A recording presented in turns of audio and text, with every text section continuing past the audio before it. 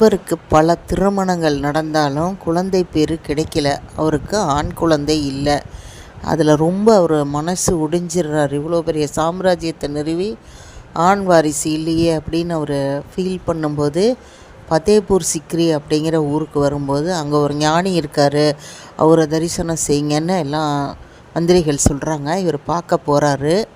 அப்போ அவருடைய பேர் சலீம் சிஸ்டி.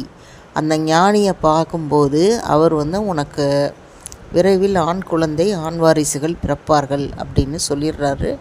மன்னர் அடைந்த சந்தோஷத்துக்கு அளவே இல்லை. அதே போலவே அவருக்கு ஆண் வாரிசு பிறக்கிறாரு. அவர் தான் ஜஹாங்கீர். அவருக்கு அவருடைய பெயர் சலீம் அப்படிங்கிறதையே வச்சு இவர் வளர்த்து வராரு. பின்னாடி அவர் பதவி ஏற்கும்போது ஜஹாங்கீர்னு பேர் மாற்றம் செய்கிறாங்க.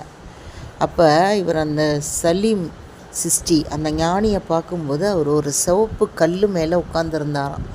அதனால் அந்த ஒரே காரணத்துக்காக அந்த ஃபத்தேபூர் சிக்ரியில் அதே ஆண்வாரிசு கிடைச்சிருச்சு இல்லையா, அதனால் அதே சிவப்பு கலர் கல்லால் ஃபத்தேபூர் சிக்ரி அப்படிங்கிற ஒரு கிராமத்தையே அக்பர் உண்டு பண்ணுறாரு. ஃபுல்லாக சிவப்பு கற்களால் உருவாக்கப்பட்ட அந்த கிராமத்தை கிட்டத்தட்ட 15 வருஷத்துக்கு கிட்டத்தட்ட